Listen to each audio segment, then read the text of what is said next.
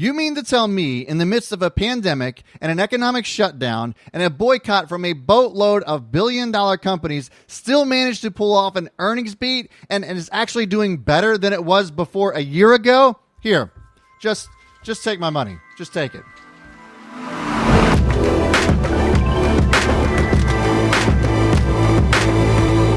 Holy sh**.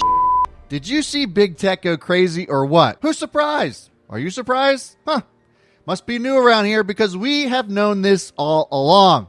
Apple, Facebook, Amazon, and Google absolutely annihilated earnings yesterday, and it was sensational. But where do we go from here? And what's up with that stock split on Apple? Should you be worried? Should you buy more? Well, we'll get into all of that, and be sure to stick around to the end of the video because I do have one stock that you may want to take a look at that absolutely crushed earnings as well. That's lower price, so if you feel like these are too high for you, make sure you're sticking around for that one because I think you'll like it a lot. So sit back, hit that like button, and let's get into it. Shares of Apple stock, ticker symbol AAPL, went absolutely nuts after going into yesterday's close with an estimated earnings of $2.02 per share and absolutely crushing those expectations with actual earnings of $2.58 per share. The stock went ballistic to fresh all-time highs today, cutting through that $400 mark like butter, after they posted a blowout third quarter earnings despite the need to close down so many stores during the pandemic. Apple said earnings for the 3 months ending in June, the group's fiscal quarter rose 25.9% from the same period last year,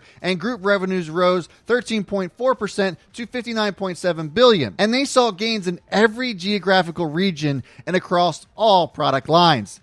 Now, for me, I thought a lot of this would have come from App Store purchases and services, but in fact, iPhone sales were up 2%, beating its $26.4 billion forecast, which granted is nothing major, but when you look at the 22% increase in iPad sales and a 31% increase in Mac sales, that's just shy of its record-breaking year last year. Guys, this is exactly what I've been saying about these companies all along, that have been thriving through one of the worst economic contractions we have ever seen.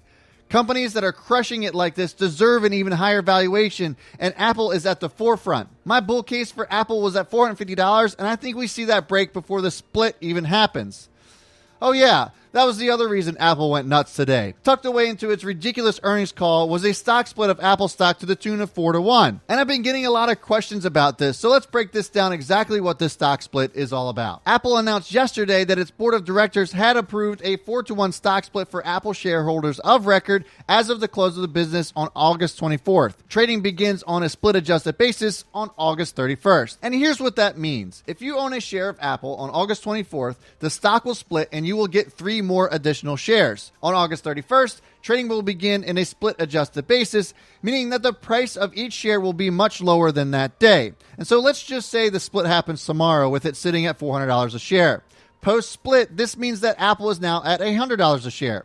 To be clear, though, the value of your account will remain unchanged, and this is actually a good thing. Because now, instead of your one share only making $1 for every dollar the stock moves, it now makes $4. The upside here to you owning shares prior to the split means that you'll be in before the rush of small account retail traders and even larger hedge funds to look to buy cheap Apple shares, and that's one benefit. That being said, it's not going to likely move as fast because now the share structure of the company is much larger than it was before, so it'll take a larger amount of buying to get it back to where it was or get it to the kind of volatility that we are seeing now. Something else to consider as well is that if Apple maintains its 21-cent a share dividend, that the payment will be split evenly among those new shares as well. So what do you do? Should you buy it pre or post split? To me, buying Apple at any time is a good idea, especially now as their top line has come back to life and they are still growing in China despite the Rona. But if you're looking to take advantage of the potential horde of Robinhood buyers that will likely come into this post-split because Apple is cheap, then yeah, there's a clear benefit to buying now. Just understand that there's no guarantee that this will happen, and really buying Apple and tucking it away forever just seems like a really good idea no matter what.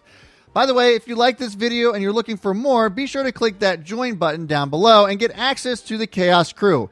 Get a daily watch list from yours truly, as well as some pretty sweet custom badges you won't find anywhere else. For $4.99 a month, I think it's a pretty sweet deal, and if you would love to help support this channel, I would love to see you there. Moving on, though, there were some amazing earnings yesterday that deserved equal attention, and that is Amazon and Facebook. Facebook was virtually unfazed by the boycott from big corporations, and we knew very well this was going to be the case, right?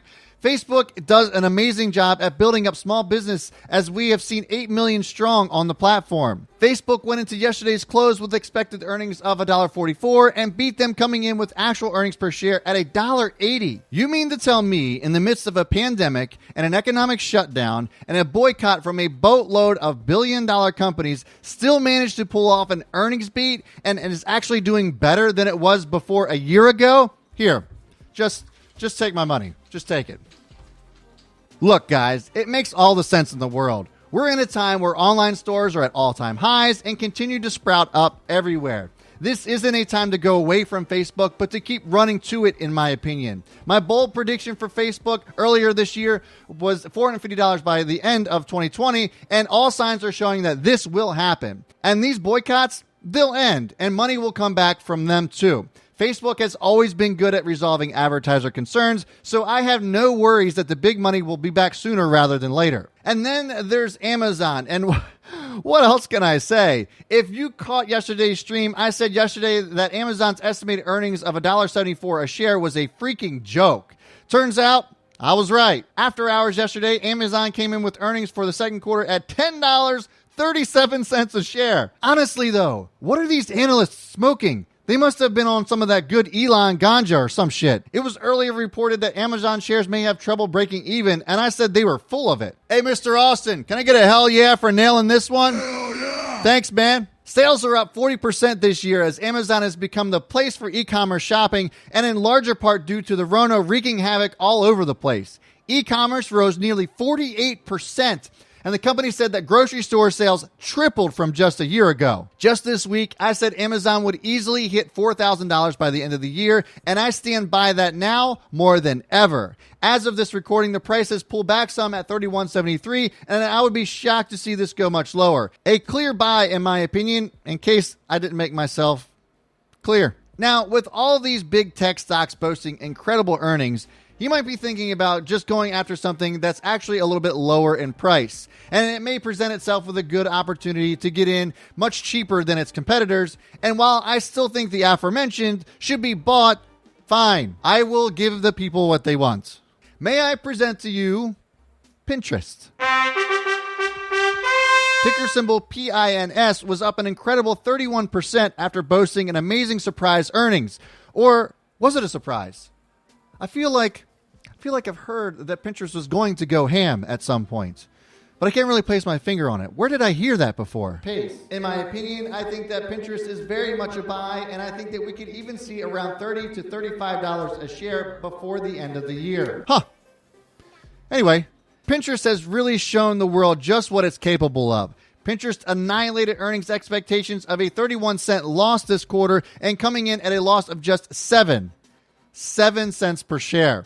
So why the incredible surge? It's a metric called monthly active users, and Pinterest just saw an incredible increase in them in this last quarter.